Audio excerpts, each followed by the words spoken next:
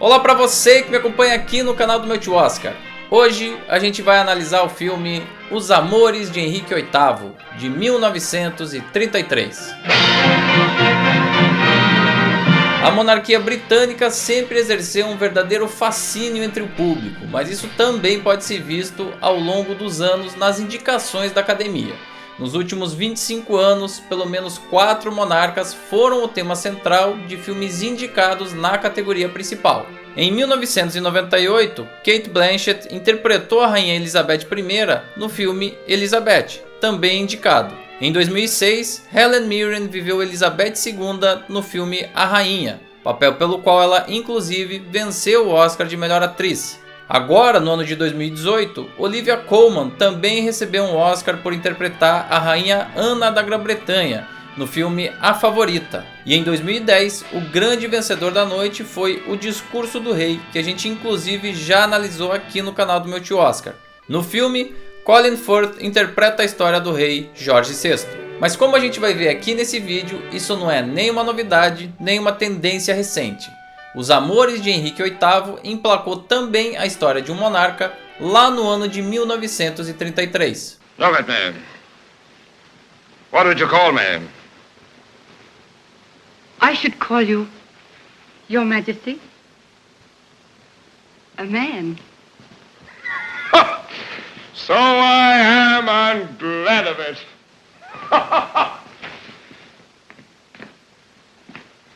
And you may be glad of it too, one day. Henrique VIII reinou entre os anos de 1509 e 1547 e historicamente o seu maior feito foi a fundação da Igreja Anglicana, que aconteceu em um processo mais amplo de rompimento com a autoridade do Papa e da Igreja Romana. Outra característica própria do seu governo e que dá inclusive origem ao roteiro desse filme são os seus 6 casamentos. Catarina de Aragão, Ana Bolena, Joana Seymour, Ana de Cleves, Catarina Howard e Catarina Parr. E o filme começa exatamente no momento em que a sua segunda esposa, a Ana Bolena, está prestes a ser executada. The other mirror, please, Lady Margaret.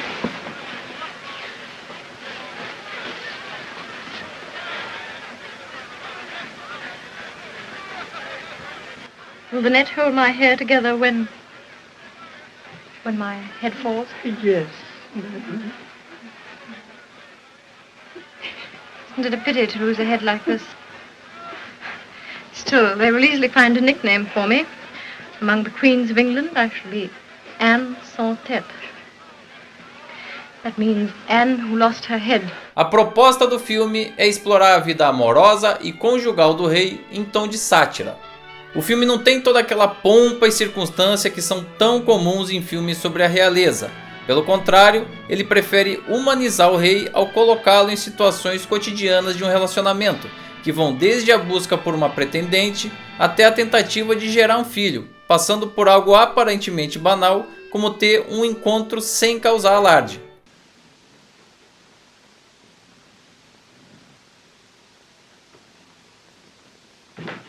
The King's God!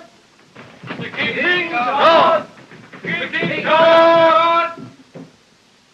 O filme também caracteriza a figura histórica do rei como um sujeito bastante limitado do ponto de vista intelectual, o que é um ponto inclusive que muitos historiadores discordam. A sua clara insegurança faz dele alguém impulsivo, desajeitado, sem capacidade de trato com as mulheres e sem a mínima etiqueta até mesmo na hora de comer. Mirrors are dead.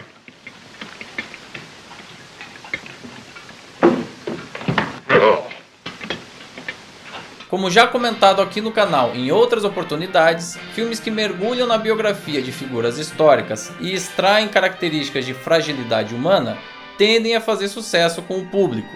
Ídolos e autoridades de uma forma geral costumam ter as suas imagens construídas com uma verdadeira aura em torno de si, então quebrar esse escudo é uma forma de trazer esses nomes para perto de nós. Um grande exemplo disso é o rei Jorge VI, que não consegue falar pela sua gagueira no filme O Discurso do Rei, ou então a rainha Elizabeth II, que não sabe exatamente como agir depois da morte da princesa Diana, no filme A Rainha.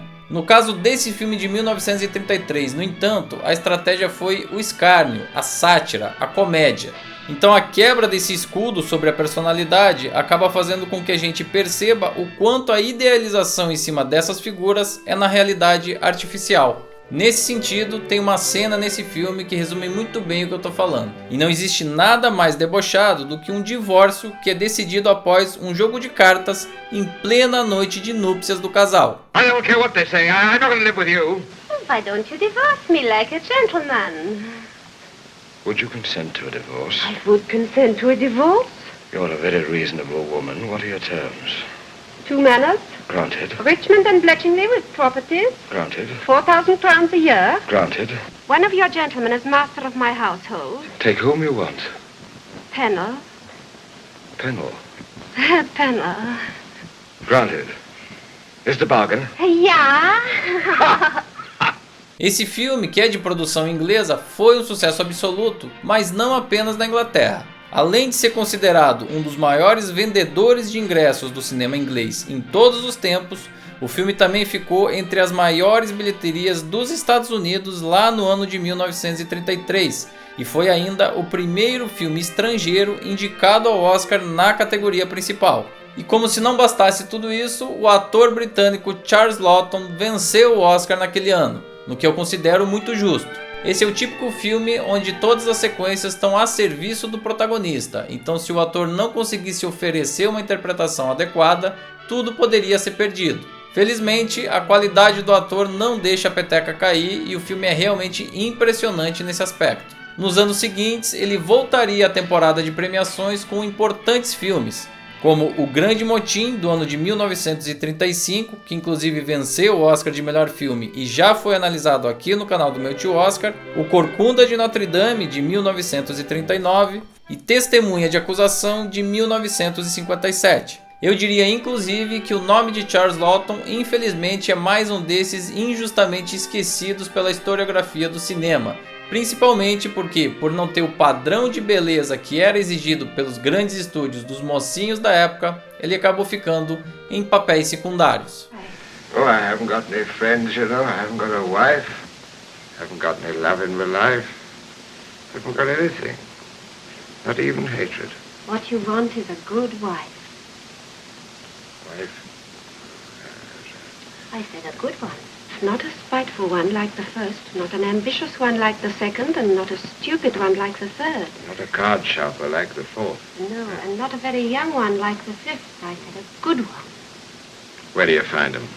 As esposas de Henrique VIII também foram interpretadas por atrizes que se tornariam importantes nomes anos mais tarde. Entre elas estão Merle Oberon, que interpreta a Ana Bolena, a segunda esposa, logo no iniciozinho do filme, e a Elsa Lanchester, que interpreta a quarta esposa, a Ana de Cleves, e que ficou imortalizada no ano de 1935 como a noiva de Frankenstein.